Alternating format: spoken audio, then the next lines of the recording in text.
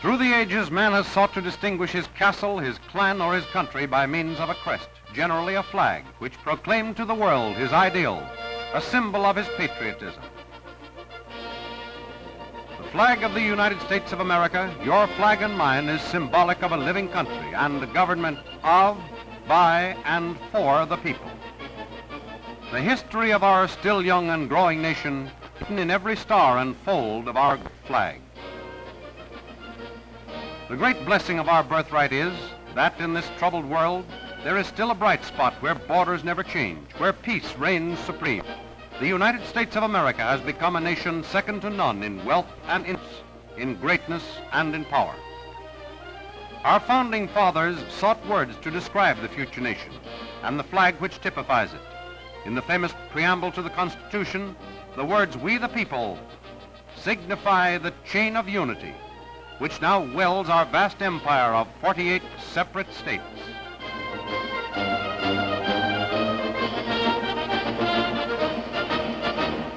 King James VI united these two early English flags, the Cross of St. Andrews and the Cross of St. George, into one emblem.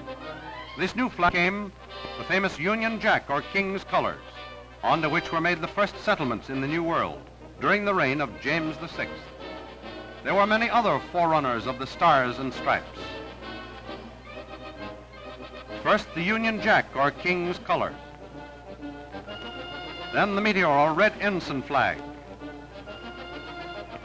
The Taunton flag was the Meteor flag bearing the word liberty. The Bedford flag used at Concord on April 19, 1775. This is the Moultrie flag, a crescent in a blue field bearing the word liberty.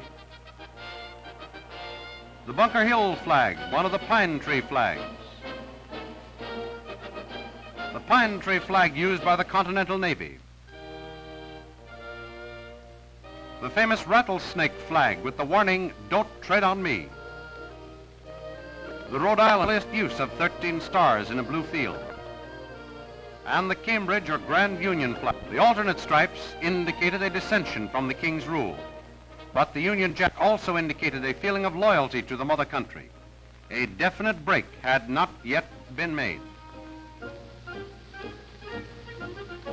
When General Washington heard that the Declaration of Independence had been signed, he ordered the Grand Union flag flown for this occasion. Congress adopts the Stars and Stripes. The facsimile of the original resolution passed by the Continental Congress June 14, 1777, adopting the flag of this resolution was proposed by John Adams, later a President of the United States. A significant part of this resolution is the words, 13 stars white in a blue field representing a new constellation. It is in these words that we find the very soul and spirit of the American flag. This resolution of adoption did not prescribe how the stars were to be arranged. As a result, in the beginning, they were arranged in a circle to symbolize the hope that the Union would be without end. The Stars and Stripes was the flag of the states which was carried through the battles of the Revolution and which inspired our soldiers in their long fight for freedom.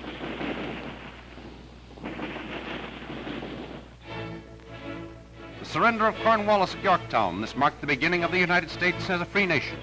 The Stars and Stripes had won its first significant victory. It could now take its place among the flags of the world. In 1791 and 92, Vermont and Kentucky were admitted to the Union. The representatives of these two states wanted recognition in the flag. So on January 13, 1794, Congress enacted a law giving us the flag with 15 stars and 15 stripes. This was the flag of the United States for more than 20 years, until 1818. 1803, the Louisiana Purchase marked the start of our nation's westward growth beyond the Mississippi. Nearly 1 million square miles purchased from France for $15 million, or 4 cents an acre. This territory later added 13 stars to the flag. 1818, the Union had increased to 20 states. Ohio, Indiana, Tennessee, Mississippi, and Louisiana were given recognition in an act passed by Congress. This act returned the number of stripes to the original 13 and decreed that thereafter a star should be added to the blue field for each new state admitted. The essence of the act was every star a state, every state a star.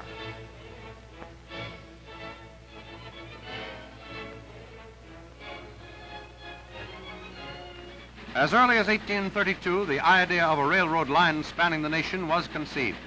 At that time, there were only 140 miles of track in the entire country.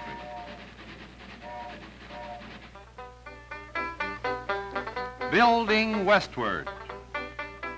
1849, the discovery of gold in California. This exciting news spread rapidly and soon started vast caravans of pioneers westward in search of wealth and adventure. These were truly the empire builders. Susanna, don't you cry. Oh, Susanna, oh, don't you cry for me. I come from Alabama with the banjo on my knee. Oh, Susanna. 1862, Congress had approved the plan for a railroad line from Omaha to San Francisco. The construction of this line was marked with. The Indians quickly realized that the railroad was a pathway by which land-hungry settlers would soon be arriving in their happy hunting grounds. They attacked the construction crews at various points along the line.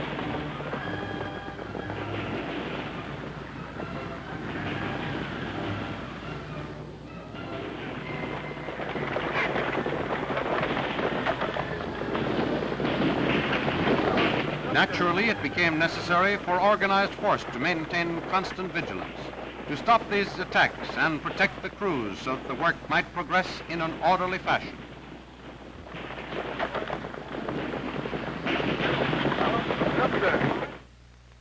At long last, these empire builders had made it possible to cross the country by rail. The continent was linked from coast to coast. The westward sweep of empire carried with it a wave of new states, more stars for the flag.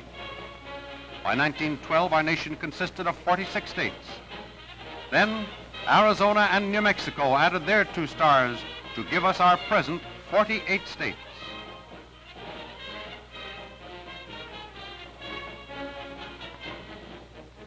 The parade of the states and stars was now complete.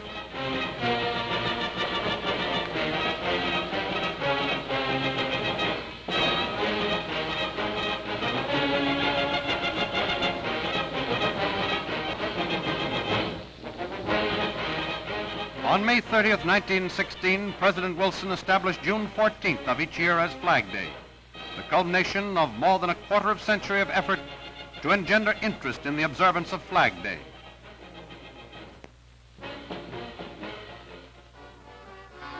A 150 years of progress.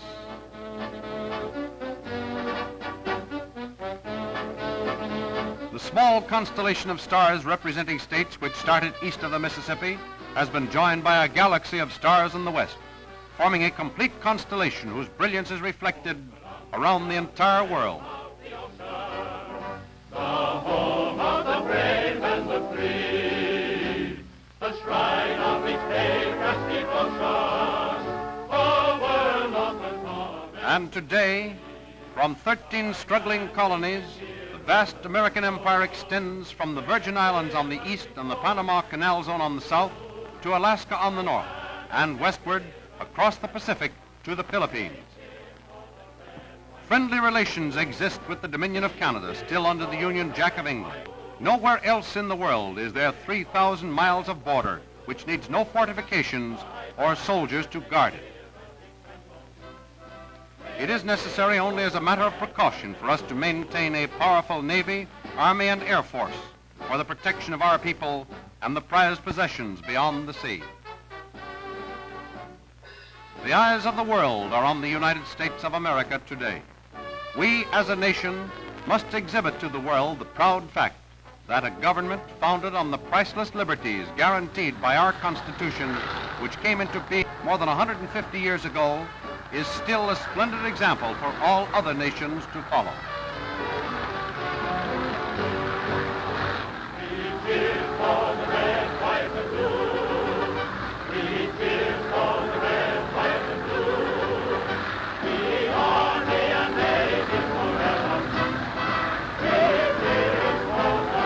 All hail the flag of the United States of America.